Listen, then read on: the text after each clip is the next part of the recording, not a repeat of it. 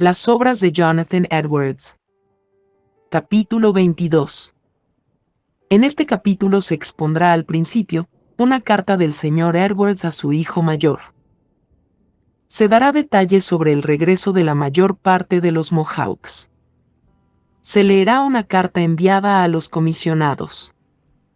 Se expondrá detalles de la misión del señor Hawley en Onoquauga, y más detalles del resto de los Mohawks y su regreso. Se hablará sobre la obra, la libertad de la voluntad, su diseño y carácter. También se leerá una carta enviada al señor Erskine. Se hará mención de las propuestas de la sociedad en Londres.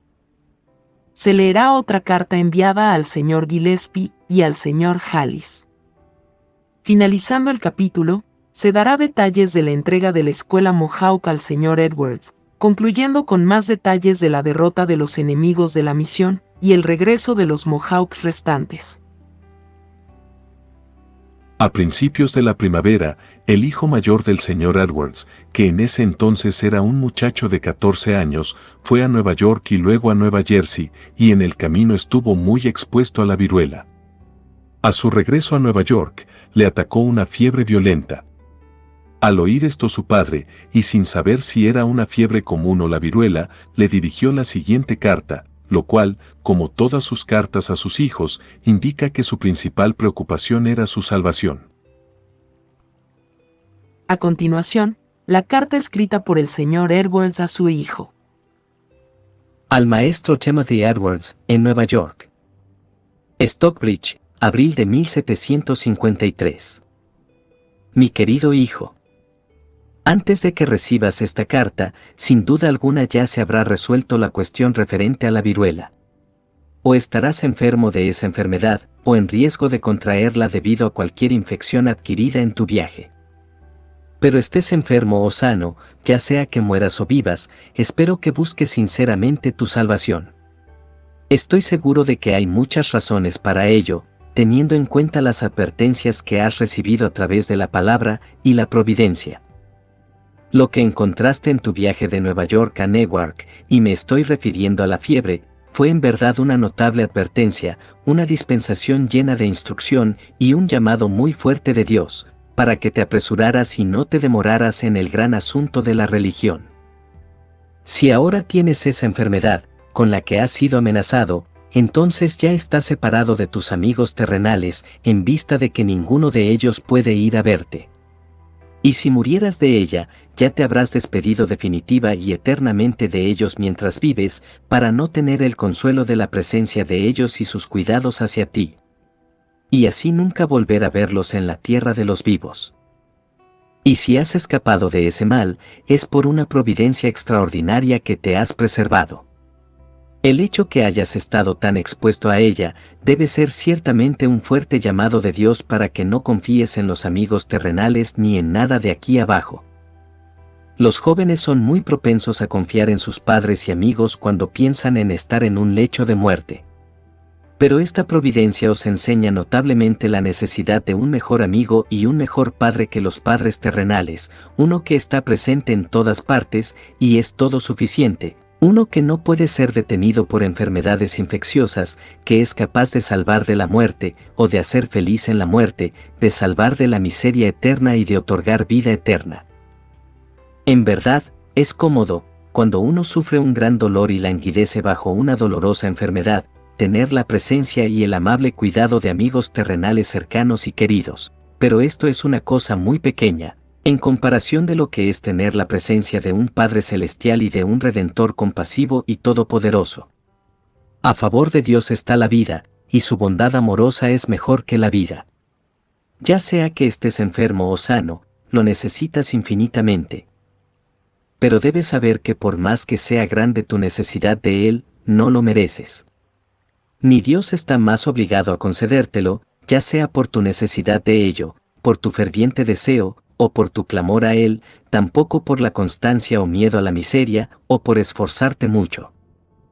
Hasta que no hayas creído plenamente en Cristo como tu único Salvador, todos tus deseos, dolores y oraciones no ponen a Dios bajo ninguna obligación, y, si fueran 10,000 veces más grandes de lo que son, Aún debes saber que estarías en manos de un Dios soberano, que tendrá misericordia de quien quiera tener misericordia, y será compasivo con quien quiera serlo. De hecho, Dios escucha a menudo los pobres y miserables gritos de criaturas viles y pecadoras, que no tienen ningún tipo de respeto verdadero hacia Él en sus corazones, porque Él es un Dios de infinita misericordia, y se deleita en mostrar misericordia por amor de su Hijo, que es digno, aunque tú seas indigno, que vino a salvar a los pecadores y a los miserables, sí, a algunos de los principales pecadores. Por tanto, ahí está vuestra única esperanza, y en aquel que os invita a venir a Él, y os dice: al que a mí viene, no le echo fuera. Cualesquiera que sean vuestras circunstancias, es vuestro deber y compromiso no desesperar o perder la esperanza, sino esperar en la misericordia infinita, a través de un Redentor. Porque Dios hace que sea vuestro deber orarle pidiendo misericordia, lo cual no sería vuestro deber, si os fuera permitido desesperar. Se nos ordena expresamente invocar a Dios en el día de la angustia, y cuando estemos afligidos, entonces orar. Pero si oigo que habéis escapado, o que no habéis estado enfermo o que estáis curado, aunque me regocije y tenga grandes motivos de agradecimiento, me preocuparé por ti. Ahora bien, si tu escape a esto fuera seguido por un descuido y autosuficiencia, y así olvidando la notable advertencia que recibiste, así como la gran misericordia de Dios en tu liberación, en algunos aspectos sería más terrible que una dolorosa enfermedad. Sería muy irritante para Dios, y probablemente el resultado será una creciente dureza de corazón, y tal vez, la venganza divina pronto se apodere de ti. He conocido varios casos de personas que fueron advertidas notablemente en la providencia, al ser llevadas a circunstancias muy peligrosas, que escaparon y luego la muerte pronto les siguió de otra manera. Deseo fervientemente que Dios te haga sabio para la salvación, y que sea misericordioso contigo en todo aspecto, según Él sabe que tus circunstancias lo requieren. Esta es la oración diaria de tu afectuoso y tierno Padre. Jonathan Edwards. Postdata. Tu madre y toda la familia te envían su cariño, porque se preocupan tiernamente por ti. Volviendo al tema de la escuela indígena. Finalmente, el acontecimiento tan largamente predicho por el señor Edwards tuvo lugar. Los Mohawk, que habían manifestado una paciencia ejemplar ante las vejaciones y vergüenzas a las que habían sido sometidos por los blancos, finalmente estaban agotados. Fue entonces que en el mes de abril, la mayor parte de ellos abandonaron sus tierras y asentamientos en Stockbridge y regresaron finalmente a su propio pueblo. Después de una breve alusión a este hecho, en una carta a los comisionados, el señor Edwards les comunicó una variedad de informaciones interesantes relativas a los iroqueses y a la misión que se proponía establecer entre ellos. A continuación, la carta de Jonathan Edwards a los comisionados. A los comisionados de Boston. Stockbridge, 12 de abril de 1753. Caballeros. El martes pasado, alrededor de 2/3 de los Mohawk, jóvenes y viejos, se fueron de Stockbridge y es probable que nunca más regresen. Durante mucho tiempo han manifestado una gran inquietud por la gestión de los asuntos aquí y por la conducta de aquellas personas sobre quienes sus asuntos han recaído casi por completo. Ellos se han mostrado muy apenados porque otros que antes estaban preocupados, han sido excluidos. Una y otra vez han expuesto los motivos de su malestar a la gente provincial, pero no recibieron respuesta favorable. No han quedado satisfechos con sus respuestas y ha aparecido en ellos un creciente disgusto hacia la familia que últimamente ha abandonado su propia casa y ha establecido su residencia constante entre ellos en el internado femenino. Los corresponsales de la Sociedad de Escocia para la Propagación del Conocimiento Cristiano, de Nueva York y Nueva Jersey han decidido, si la providencia lo permite, establecer una misión entre los 6 pueblos. Con ese fin, han elegido al señor Gordon, un joven piadoso que últimamente ha sido tutor en la Universidad de Nueva Jersey, para que venga a Stockbridge y se quede aquí con el señor Hawley, para aprender el idioma Mohawk con él, con el objetivo de que esté preparado para el trabajo. Se espera que el señor Gordon presente este plan a principios de mayo. Además de esto, el señor John Brenner, el pastor de la congregación indígena en Bethel, en Nueva Jersey, que cuenta con el apoyo de los corresponsales, habiendo tenido muchos problemas con los enemigos de la religión en esas partes, y estando sus indígenas muy perturbados en cuanto a la posesión y el mejoramiento de sus tierras. Últimamente los corresponsales han decidido que él, con su maestro de escuela y toda la congregación, se mudarían, si se pudiera abrir una puerta, y establecerían un nuevo asentamiento en algún lugar de la tierra de los 6 pueblos. El señor Howley vio al señor John Brenner y conversó con él sobre el tema en esta primavera. Él manifiesta inclinación a tal traslado, y dice que sus indígenas estarán preparados para ello. Si algo como esto pudiera suceder, probablemente contribuiría en gran medida a la introducción del Evangelio y la promoción de los intereses de la religión entre los 6 pueblos. Como esa congregación es, según supongo, el grupo de indígenas más virtuosos y religiosos de América, y ya que algunos de ellos se han establecido desde hace mucho tiempo en la religión y la virtud. Según la mejor información que puedo obtener de la tierra de los 6 pueblos, el lugar más conveniente para ser elegido como sede principal de operaciones misioneras en esas tierras es alrededor de Onocuauga, cerca de la cabecera del río Susquehanna. Entiendo, por algunas cosas que me informó el señor Goodrich, que los comisionados han tenido información muy errónea sobre los indígenas Onocuauga, como si fueran una compañía muy despreciable. Una especie de renegados difícilmente considerados como parte de los 6 pueblos, viviendo fuera del pueblo de esas poblaciones. De hecho, hay algunos aquí que a veces han hablado con mucho desprecio de ellos, lo cual parece haber sido, no por ningún motivo de algo que ellos hayan hecho, ni siquiera por algún tipo de razón, sino simplemente porque estos indígenas parecían particularmente apegados al señor Ashley y su esposa, y por estar bajo la influencia de ambos. Sin embargo, hay otras personas en Stockbridge que han tenido tantas oportunidades como ellos de saber cuál es el verdadero estado de estas personas. Los indígenas Onocuauga, que han estado aquí, son propiamente no solo de los 6 pueblos, sino de los 5 pueblos, que son las tribus unidas originales de los iroqueses. Todos, menos 1 o 2 de ellos, son del pueblo de los Oneyutas, y no parecen ser considerados despreciables por el resto de los 5 pueblos, por lo que una vez dijeron abiertamente de ellos, en un consejo público, los Achems de los Conenchees, o propiamente Mohawks, quienes nos aconsejaron tratar a los Onocuaugas con especial cuidado y amabilidad, sobresaliendo de su propia tribu en religión y virtud, dando al mismo tiempo muchas muestras de su virtud. Hemos comprobado que el testimonio que dieron de ellos era cierto. Parecen ser, con mucho, los indígenas mejores dispuestos con los que hemos tenido relación. Ellos estarían inclinados al máximo para ayudar, alentar y fortalecer las manos de los misioneros e instructores, si alguno fuera enviado entre ellos. También harían todo lo posible para promover su éxito entre ellos y los demás indígenas de los alrededores. Parece que no hay lugar para un misionero en la tierra de los Conenchees. La Sociedad para la Propagación del Evangelio en el extranjero los ha tomado bajo su cuidado desde hace mucho tiempo y tiene la intención de apoyar una misión entre ellos.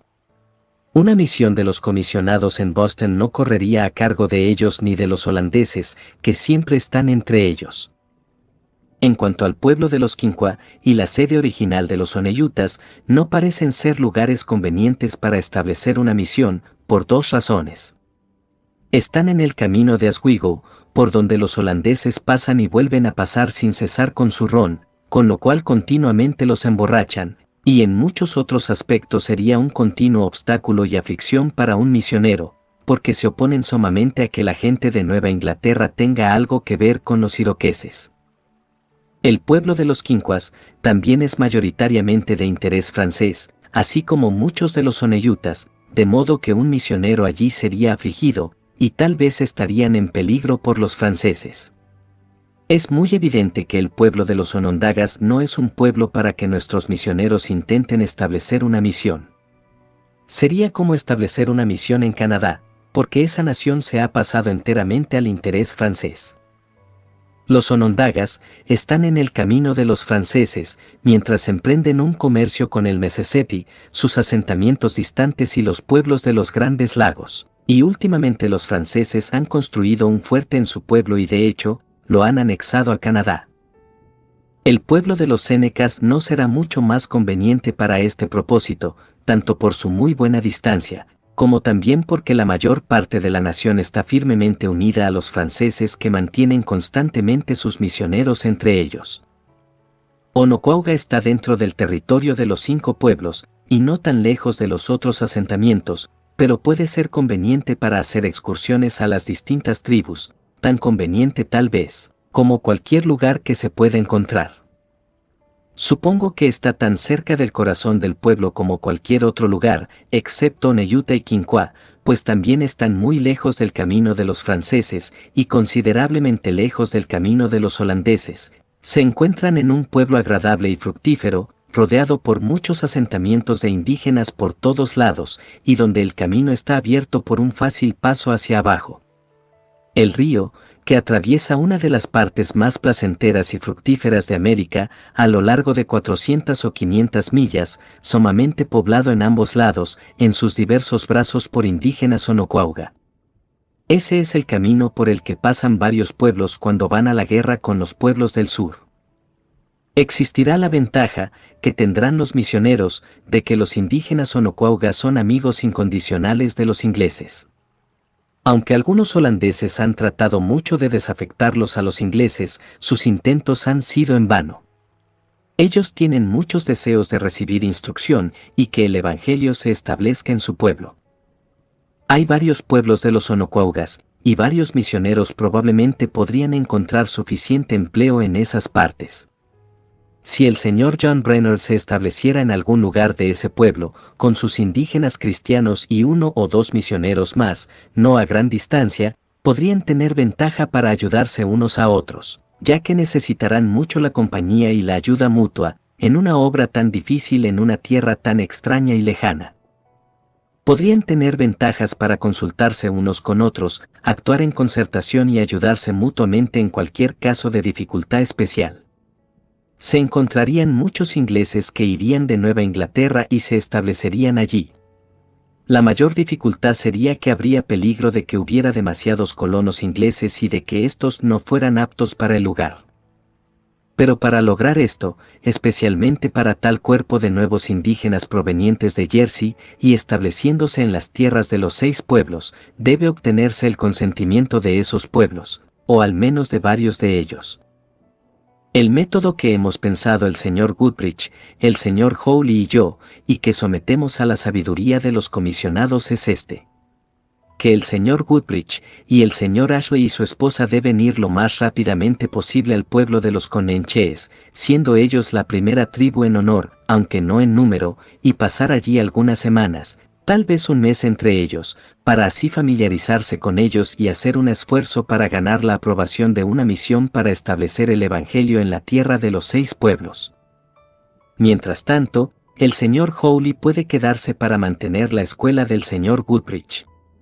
Luego, que el señor Hawley y el señor Gordon se unan a ellos allí y fueran con ellos desde allí a Onoquauga, y cuando se hubieran familiarizado bien con la gente y el estado de esos pueblos, y encontraran las cosas agradables, y vieran una perspectiva esperanzadora, ahí entonces el señor Goodrich deberá regresar, dejando allí al señor Hawley y al señor Gordon, e inmediatamente deberá enviar un mensaje al señor Branner para proponerle subir con algunos de sus jefes indios para conocer a la gente de esas tierras.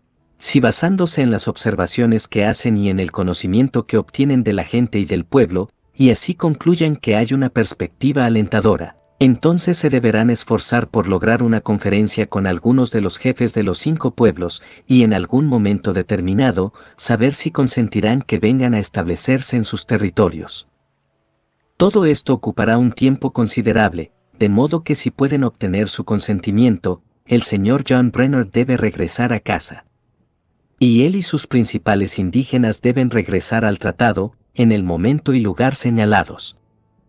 Señores, ustedes percibirán fácilmente que estas cosas requerirán tiempo, y que para llevar a cabo estas diversas medidas este año será necesaria la expedición, lo que puede mostrar la razón por la que creemos que es necesario que el señor Hawley venga a Boston, porque si estas cosas se van a hacer este año, tenemos la necesidad de conocer rápidamente el parecer de los comisionados. Por lo tanto, este caso no permitiría esperar y depender de oportunidades fortuitas con respecto a enviarles y escuchar un informe de ellos. También es conveniente que los comisionados tengan la oportunidad de ponerse de acuerdo con el señor Hawley sobre el pago por sus servicios. El señor Brainerd le dijo al señor Hawley que si se trasladaba con sus indígenas, debía optar a hacerlo rápidamente, ya que cuanto más se demorara, más difícil sería debido a sus construcciones, ya que los indios estaban aumentando sus edificios y mejoras en Betel. Probablemente, si el traslado no puede llevarse a cabo el próximo año, nunca lo será. Y si sus indígenas se van el próximo año, será necesario que se vayan ya en la primavera para poder plantar allí ese año. Y si es así, hay mucho que hacer este verano, tanto como sea posible encontrar tiempo para ello. Si proyectamos bien las medidas antes mencionadas, somos sensibles a que serán atendidas con mucha incertidumbre. El corazón del hombre traza su camino, pero el Señor dirige sus pasos. Muchos son los deseos del corazón de los hombres, pero el consejo del Señor, ese permanecerá. Pueden surgir dificultades imprevistas que confundan todos nuestros proyectos, ya que dificultades imprevistas han arruinado todas las agradables esperanzas que abrigamos y las buenas perspectivas que teníamos con respecto a los asuntos de los Mohawk en Stockbridge el año pasado. Humildemente propondría que se considere si no será necesario dejar estos asuntos, en cierta medida a discreción, para que se determinen según lo requiera el estado complicado, incierto y cambiante de las cosas. Así también para ahorrarse la molestia y los gastos de ir o enviar frecuentemente a Boston en busca de nuevas instrucciones, y para evitar las desventajas que pueden verse afectadas por nuestros asuntos, debido al largo e incierto camino de enviar y recibir nuevos pedidos por oportunidades ocasionales.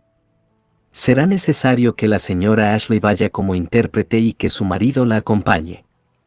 Ella estará capacitada para instruir a los indígenas en sus matrimonios, en vista que fue bien instruida en este asunto. Creo que no tendrá muchas dificultades en cuanto al sustento, aunque probablemente espera saber cuál será el valor. Caballeros, tengo el honor de ser vuestro agradecido y obediente servidor. Jonathan Edwards. Durante el mes de abril, el señor Hawley recibió una carta de los comisionados ordenándole que fuera a Onoquauga con el propósito de comenzar una nueva misión en ese lugar. Salió de Stockbridge el 22 de mayo, en compañía del señor Goodrich y el señor y la señora Ashley, viajando a través del desierto, y el 4 de junio, 2 semanas después, llegaron al lugar de su destino. Los indígenas recibieron la información de la misión propuesta con fuertes expresiones de satisfacción. El señor Goodrich regresó poco después a Stockbridge. El señor Hawley parece haberse quedado con su intérprete y sus labores como misionero tuvieron un éxito considerable. En el transcurso del verano, poco después del regreso de la mayor parte de los Mohawk de Stockbridge a su propio pueblo, se celebró un consejo general en el pueblo en su asentamiento principal en los Mohawk, en el cual, después del debido examen de los hechos, se decidió que el resto de los Mohawks en Stockbridge regresarían a principios de la primavera, tan pronto como terminara la temporada de caza. Las instrucciones a tal efecto fueron transmitidas inmediatamente desde el jefe Sachem de la tribu al resto de la pequeña colonia y dadas a conocer a la gente de Stockbridge. Por esta época, el agente del señor Hallis, desanimado, sin duda por el estado de las cosas, hasta donde se sabía, y probablemente no augurando ningún resultado muy favorable para él o sus amigos, de la solicitud al señor Hallis, abandonó Stockbridge y regresó a Newington, dejando en manos del administrador residente a los pocos muchachos a quienes, ofreciéndoles alojamiento y ropa gratuitamente, había persuadido a vivir con él. Esta desafortunada controversia, que ahora llegaba a su fin y que durante su duración había amenazado con subvertir toda la misión indígena y destruir la prosperidad de la aldea y el bienestar temporal del señor Edwards y su familia, debe haber ocupado tanto su tiempo, o gran parte de su atención, así como recordarán. También gran parte de su atención fue para predicar 2 discursos por semana a los blancos, así como un mensaje, mediante un intérprete a los Housatonics y otro a los Mohawks. El señor Edwards también catequizó a los hijos de los blancos, los Housatonics y los Mohawks. Por ello, estimados lectores, estarán dispuestos a creer que no encontró tiempo para ningún otro trabajo adicional. De seguro recordarán lo que el 23 de noviembre de 1752 dijo en su carta al señor Erskine. En agosto pasado comencé a escribir un poco sobre la controversia arminiana, pero pronto lo interrumpí. Y tales han sido mis extraordinarias vocaciones y obstáculos que sinceramente no he tenido tiempo de poner la pluma sobre el papel. No obstante, espero que Dios, en su providencia, me favorezca con la oportunidad de llevar adelante el proyecto y deseo sus oraciones para que Dios me ayude en ello. Este trabajo propuesto sobre la controversia arminiana no era otro que el Tratado sobre la Libertad de la Voluntad. Apreciados lectores, ustedes por supuesto llegarán a la conclusión de que su ejecución debe haber sido aplazada para algún periodo más favorable, cuando en medio del ocio y la tranquilidad del retiro pudiera dedicar su atención ininterrumpida y su fuerza individual a su realización. ¿Cuál será entonces su sorpresa cuando lo encuentren abriendo su siguiente carta al señor Erskine? Y me refiero a una carta con fecha del 14 de abril del año 1753 que contenía la siguiente anunciación. Después de muchos obstáculos, demoras e interrupciones, la divina providencia hasta ahora me favoreció y sonrió ante mi proyecto de escribir sobre la controversia arminiana, que casi he terminado el primer borrador de lo que pretendía inicialmente y ahora estoy enviando las propuestas de suscripción a Boston para que se impriman. Recordemos que el ensayo sobre la libertad de la voluntad, que en opinión de Douglas Stewart, eleva a su autor al mismo rango metafísico que John Locke y Godofredo Leibniz, fue escrito en el espacio de 4 meses y medio, y aquellos meses no de ocio, sino que también las que exigieron los deberes adicionales de una parroquia y de 2 misiones indígenas distintas. Además, presentando también todas las preocupaciones, perplejidades y vergüenzas de una furiosa controversia, cuyo diseño era privar al autor y a su familia del pan de cada día. Hasta donde yo sé, un ejemplo similar de potencia y rapidez unidos se encuentra en los anales del esfuerzo mental. A continuación, la carta de Jonathan Edwards al señor Erskine. Stockbridge, 14 de abril de 1753. Reverendo y querido Señor. Después de muchos obstáculos, demoras e interrupciones, la divina providencia me ha favorecido hasta ahora y ha sonreído ante mi proyecto, el de escribir sobre la controversia arminiana. Ya casi he terminado el primer borrador de lo que inicialmente pretendí. Ahora estoy enviando las propuestas para suscripción a Boston para ser impreso. Con una carta del señor Foscroft, estoy enviando 30 de esas propuestas al señor M. Laurin, con una carta dirigida a él, en el cual le he pedido que le entregue la mitad de ellos, ya que usted se ha manifestado dispuesto a hacer todo lo posible para obtener suscripciones en Escocia. La impresión se retrasará a la espera de suscripciones a partir de entonces. Por lo tanto, le solicito que se esfuerce por promover y acelerar la cuestión. Los asuntos de Stockbridge, relacionados con los indígenas, se encuentran en muchos aspectos, bajo una nube muy oscura. El asunto de los iroqueses, o los 6 pueblos, está aquí casi a su fin, como le he contado de forma más privada al señor M. Laurin.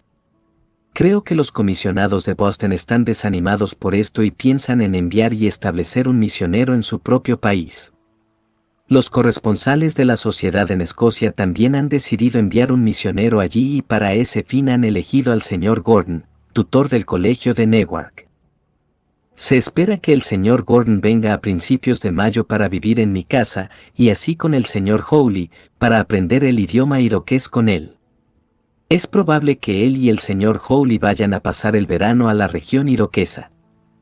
Los corresponsales también tienen la disposición de que el señor John Brenner se debería trasladar con toda la congregación de indígenas para establecerse en algún lugar de la tierra de los 6 pueblos, y él mismo, y sus indígenas, están preparados para ello. Es probable que se haga algo para preparar el camino, y al menos ver si se puede preparar el camino o abrir alguna puerta este verano. Algunos de estos indígenas tienen un gran deseo de que el Evangelio sea introducido y establecido en su pueblo. Algunos indígenas de Stockbridge han sufrido últimamente considerables despertares. 2 o 3 ancianos que solían ser personas viciosas. Mi familia ahora goza de buena salud. No obstante, mi hija Burr, que está en Nueva Jersey, ha estado muy enferma durante todo el invierno pasado. La última vez que supimos de ella fue hace unas 5 semanas atrás, justamente cuando en ese entonces esperábamos alguna noticia de mejoras. Mi esposa se suma a mí en saludos respetuosos y afectuosos para usted y la señora Erskine. Deseando un recuerdo en vuestras oraciones. Soy yo, querido señor, tu afectuoso y agradecido hermano, amigo y servidor. Jonathan Edwards.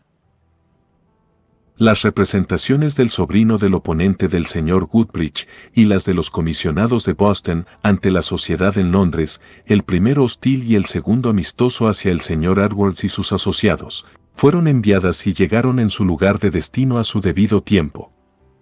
Ese caballero había albergado una estimación desmesurada de su propia influencia en la junta directiva de la Sociedad de Londres. Dieron pleno crédito a las declaraciones de sus propios comisionados y los apoyaron en la defensa de sus misioneros e instructores. Sin embargo, al darse cuenta de que subsistía una desafortunada controversia en Stockbridge en relación con la misión y sabiendo que sus comisionados en Boston estaban a 150 millas de distancia, se esforzaron por idear un plan mediante el cual se pudieran remediar los males existentes. El señor Edwards, en su carta al señor Mauduit, uno de ellos, le había dado la siguiente observación. Le dijo: Lo que hace que sea más necesario que las cosas aquí estén bajo el cuidado inmediato de los fideicomisarios en el lugar, es la incomprensión y los celos que hay aquí subsistiendo entre algunos de los principales y actuales habitantes ingleses de la ciudad, lo cual es una de nuestras mayores calamidades. Por este motivo las cosas necesitan una inspección cuidadosa, y por lo tanto, los caballeros encargados deben ser perfectamente imparciales y de ninguna manera interesados o relacionados con estas partes contendientes. El plan sugerido por los directores era el siguiente: que 11 personas, específicamente, 2 en Nueva York, 2 en Albany, 1 en Beaconsfield, 2 en Hartford, 1 en Windsor, 1 en Suffield, 1 en Hadley y 1 en Stockbridge. El plan era que estos se constituyeran en una junta consultiva que asesorara a sus agentes en Stockbridge y actuara por correspondencia con los comisionados. Ellos ya contaban con el extracto anterior, lo que les confirma en esa medida. A petición del honorable señor Bromfield, uno de los comisionados, el señor Edwards, en una carta fechada el 19 de octubre de 1753, expresó sus propios puntos de vista sobre el plan y señaló su inconveniencia, si no su total impracticabilidad. Habiendo expresado los comisionados opiniones similares a los directores, el plan fue abandonado. Este fue el resultado de la solicitud presentada a la sociedad en Londres. La Asamblea General de la Iglesia de Escocia, para el año 1753, se negó por una mayoría muy pequeña a restituir al señor Gillespie al ministerio en la iglesia y a su parroquia de Carnock, un acto de pura justicia, que no les pediría que lo entregaran. A esto el señor Edwards le dirigió la siguiente carta, una parte del cual debió ser dulce y consoladora para los sentimientos de compasión sufriente. A continuación, la carta de Jonathan Edwards, al reverendo señor Gillespie de Carnock. Stockbridge, 18 de octubre de 1753. Reverendo y querido señor. El pasado mes de noviembre le escribí una carta al señor Foscroft y le pedí que la aceptara una de mis respuestas al señor Williams. Después de eso, en la última parte del invierno, recibí una carta suya, fechada el 15 de junio de 1752, con el libro de Milton, sobre los asalariados en la iglesia, además de duplicados de una carta de un caballero de la ciudad, entre otros. También recibí respuestas a las razones del desacuerdo, entre otros. Ahora os devuelvo mi más sincero agradecimiento por estas cosas. Desde entonces, he recibido cartas del señor M. Laurin y del señor Erskine, con varios folletos e impresiones relacionados con su extraordinario asunto. Creo, estimado señor, aunque tus sufrimientos seguirán, ya que la Asamblea General se negó a restaurarte a tu antiguo puesto y empleos en la Iglesia de Escocia. Sin embargo, van acompañados de muchas manifestaciones de la bondad, y me refiero a la bondad paternal y el favor del gran gobernador del mundo, en los muchos alivios y circunstancias de apoyo de vuestras persecuciones, en que muchos de los ministros y del pueblo de Dios han parecido estar muy preocupados por usted. Se han esforzado con tanto celo, sin embargo, con tanta propiedad en su favor, y de muchas maneras han dado su testimonio de la bondad de la causa en la que sufrís y de la injusticia de las penalidades a las que habéis sido sometidos. Además, que incluso una gran parte de la Asamblea General, ellos mismos han dado en efecto este testimonio para ustedes, habiendo solo una mayoría muy pequeña, pero lo que abiertamente parecía para el levantamiento de la censura de la Asamblea anterior, sin cualquier retractación de su parte, o incluso una solicitud de su parte, deseando que así lo hagan.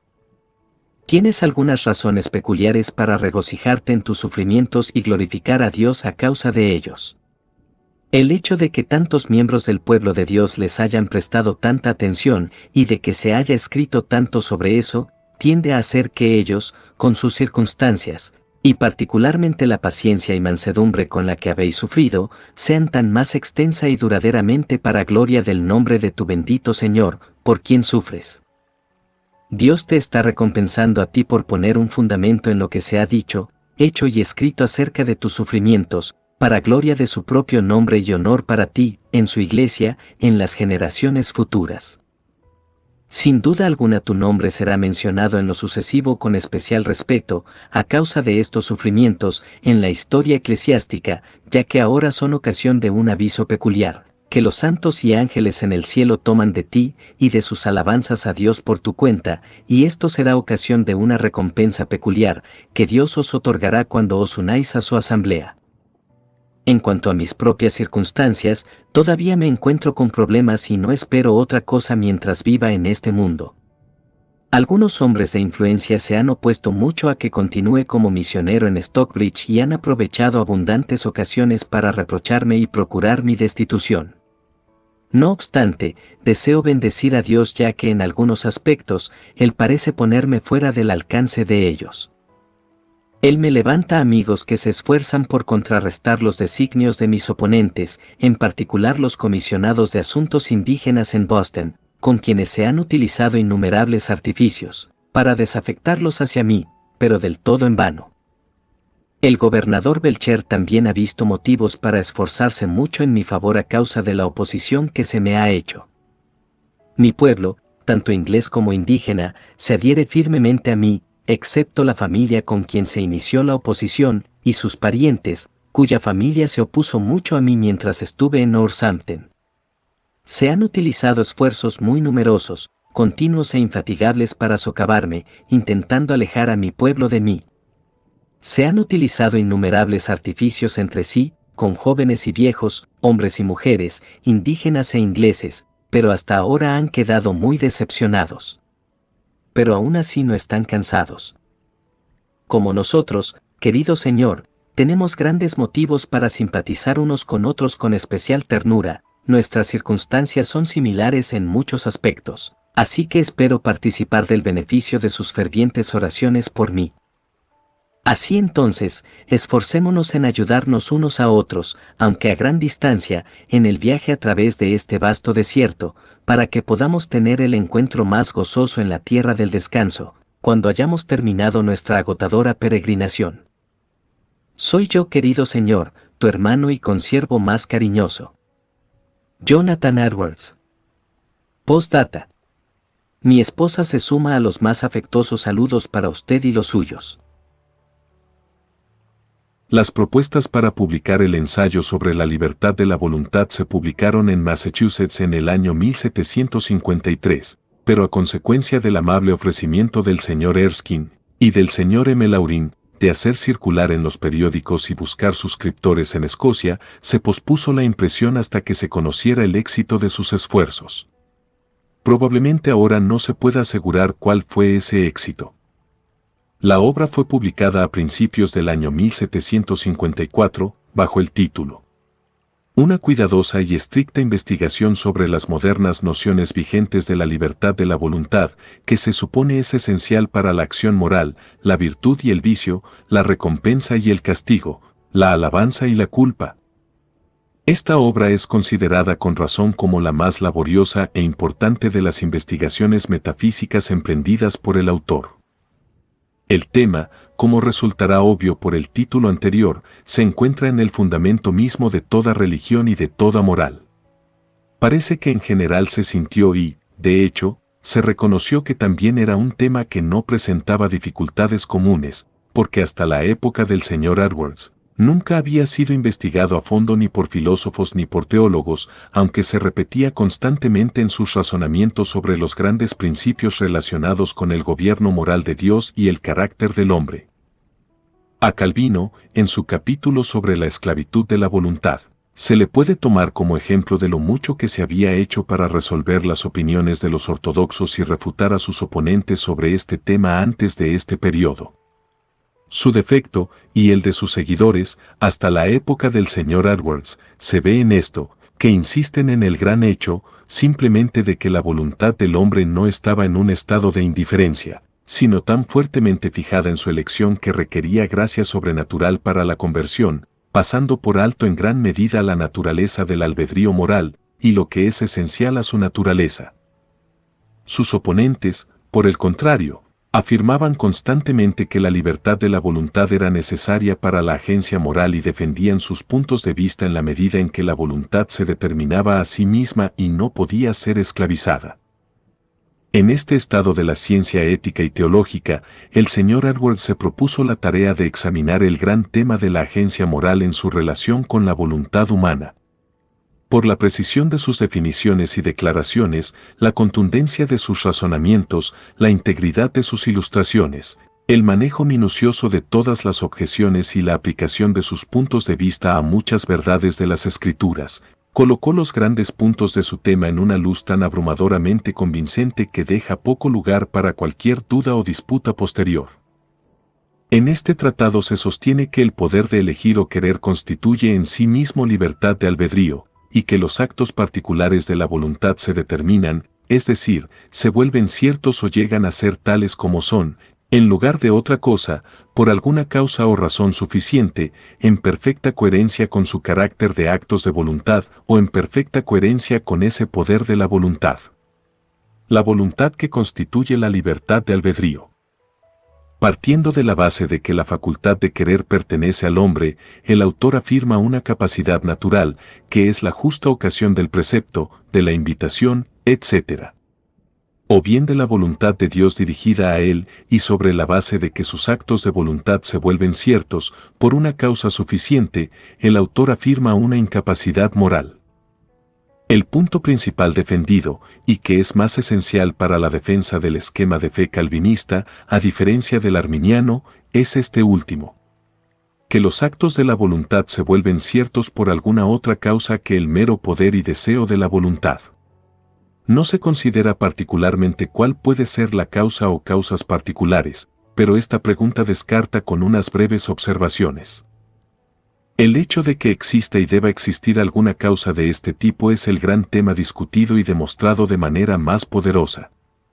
Esta causa, afirma, es el fundamento de la necesidad, en el sentido meramente de certeza de la acción, y por lo tanto no destruye la capacidad natural o el poder de elección, ni implica que el hombre actúe de otra manera que no sea electivamente o por elección, de modo que es una necesidad consistente con la rendición de cuentas, el demérito o lo contrario y por tanto con las recompensas y los castigos.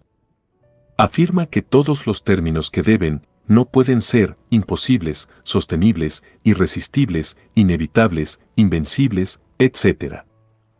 Cuando se aplican aquí, no se aplican en su significado apropiado, y se usan sin sentido y con perfecta insignificancia, o en un sentido muy diferente de su significado propio y original y de su uso en el habla común, y que la necesidad que acompaña a los actos de la voluntad de los hombres se llama más propiamente certeza que necesidad. Para comprender correctamente esta controversia, debe observarse que tanto él, así como sus oponentes consideraban que el pecado consistía en actos de voluntad. Si este no hubiera sido el caso, habría sido inútil que el señor Edwards se hubiera limitado, en todo su tratado, a los actos de elección y a la manera en que se determinan, es decir, se vuelven ciertos. En ese caso, debió haber agitado la cuestión anterior, respetando los actos de elección mismos, y ha afirmado y mantenido que algo más de naturaleza específicamente diferente entra en el carácter moral y forma el fundamento de alabanza y culpa, o retribución. Pero el asunto que consideraba en esta cuestión es la siguiente. ¿La mente desea de alguna manera dada sin un motivo, causa o fundamento que haga cierta la elección dada en lugar de una elección diferente? Whitby, el escritor a quien tiene especialmente en cuenta en sus comentarios sobre la libertad del hombre, afirma que el hombre, solo por su propia actividad, decide la elección. El señor Edwards reconoce que el hombre elige, pero afirma, en oposición a la opinión de Whitby y de quienes están de su lado, que debe haber algún otro motivo o causa, además de la mera actividad del hombre, o su posibilidad de elegir que ocasione su elección de una manera u otra. Afirma que sin duda el sentido común requiere que los hombres sean autores de sus propios actos de voluntad, para ser considerados dignos de alabanza o desprecio por causa de ellos. El acto mismo de la voluntad es sin duda una determinación. Es decir, es la mente la que llega a una conclusión, o llega a una elección, entre dos cosas o más que se le proponen. Pero determinar entre objetos externos de elección no es lo mismo que determinar el acto de elección en sí, entre varios posibles actos de elección. La pregunta es: ¿qué influye, dirige o determina la mente o la voluntad hacia la conclusión o elección que forma? ¿O cuál es la causa, el fundamento o la razón por la que concluye así y no de otra manera? Esta es la cuestión, según su propia declaración. A finales de febrero de 1754, el señor Edwards recibió una carta del señor Hallis que contenía instrucciones explícitas sobre la escuela, en la que había gastado tanto dinero y con tan poco propósito. Mediante esta carta, el señor Hallis retiró el cuidado de la escuela y el gasto de sus beneficios de las manos de quienes habían estado a cargo de ellos, y los puso en manos del señor Edwards. El día 25, el señor Edwards adjuntó una copia de esta carta en una nota al agente provincial, solicitándole una cuenta del estado actual de la escuela y del mobiliario y los libros que le pertenecen. El día 27 fue a la escuela para examinar su estado actual y encontró en ella a 6 niños indígenas. Al día siguiente, mencionó este hecho en una segunda nota a la gente y le informó que en vista que los Mohawk ya hacía tiempo que ellos tenían la resolución de abandonar Stockbridge a principios de la siguiente primavera. También menciona que había concertado una conferencia con ellos para tratar ese tema para la fecha 1 de marzo, para saber si aún persistían en esa resolución para finalmente cumplirla y decirles que si lo hacían, podría suspender cualquier gasto adicional relacionado a ellos por cuenta del señor Hallis. En esta conferencia que se celebró con todos los Mohawks, hombres, mujeres y niños, en presencia de mucha gente de la ciudad, le informaron que todos habían acordado en el otoño que regresarían en la primavera a su propio pueblo, y que este acuerdo se debía a la determinación del consejo de su pueblo, los Achems de los Comanches, y que no podía modificarse a menos que fuera mediante una nueva determinación de sus Achems. De esto notificó debidamente a la gente al día siguiente, así como de su propósito de no gastar nada del dinero del señor Hallis en ellos mientras persistieran en esa resolución. Como el Tribunal General se había interesado en los asuntos del señor Hallis y había esperado conocer su opinión al respecto para poder ordenar sus propias medidas en consecuencia. El señor Edwards, en una carta al secretario de la provincia, fechada el 8 de marzo, adjuntó un extracto de la carta del señor Hallis y le informó del estado actual de la escuela, de la decisión del Consejo de los Mohawks y la consiguiente resolución de que la pequeña colonia iba a regresar a su propio pueblo. Además del aviso que había dado a la gente de que debía retener cualquier gasto posterior del dinero del señor Hallis sobre ellos. También le informó que algunos de los Mohawk, desde la conferencia, le habían traído a sus hijos y le habían pedido encarecidamente que los instruyera, ofreciéndose a hacerse cargo ellos mismos de su mantenimiento, y dijo que había consentido en recibirlos. También pide consejo al secretario si aún podría ocupar la escuela, que había sido construida en las tierras de los indígenas a expensas de la provincia, para beneficio de la escuela del señor Hallis. Los individuos opuestos al señor Edwards y al señor Goodrich encontraron así que todo plan que habían formado para unirse con la misión de Stockbridge fue derrotado y su última esperanza extinguida. En el año 1750 las perspectivas de la misión como consecuencia de la llegada de los dos destacamentos de Mohawks y Onocogas eran extraordinariamente brillantes y prometedoras, ya que estos parecían ser meros heraldos de colonias aún mayores de sus compatriotas. Si las benévolas intenciones del señor Hallis, de la Sociedad de Londres y de la legislatura provincial en favor de los iroqueses se hubieran llevado a cabo hasta su completa culminación, sin que la avaricia codiciosa o la deshonrada ambición hubieran puesto obstáculos en su camino, es difícil concebir la cantidad de bien que se podría haber logrado. Pronto se habría establecido en Stockbridge una colonia grande y floreciente de iroqueses, atraída allí para la educación de sus hijos y puesta directamente al alcance de los medios de salvación. Solo es posible conjeturar cuál habría sido el efecto final de tal colonia en sus compatriotas locales y en las tribus indígenas más remotas. Debido a la firme resolución de estas personas que se propusieron oponerse a estos planes de benevolencia, a menos que la administración de los fondos con los que debían realizarse pudiera ponerse en sus propias manos, todo este sistema de beneficencia hacia los iroqueses, que solo se habría visto incrementado por la oportunidad de ejercerlo, quedó finalmente y para siempre frustrado. No vamos a abrigar la creencia de que los individuos decepcionados hayan encontrado en este melancólico resultado algo que los consolara de la vergüenza y mortificación de su propia derrota.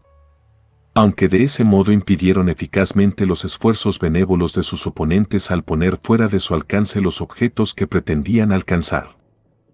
Poco tiempo después de haber recibido la carta del señor Hallis, el individuo en cuyas manos había dejado el antiguo maestro la escuela de los Mohawk, se marchó con su familia a su antiguo lugar de residencia dejando tras de sí solo a uno de sus asociados en Stockbridge. Fin del capítulo 22.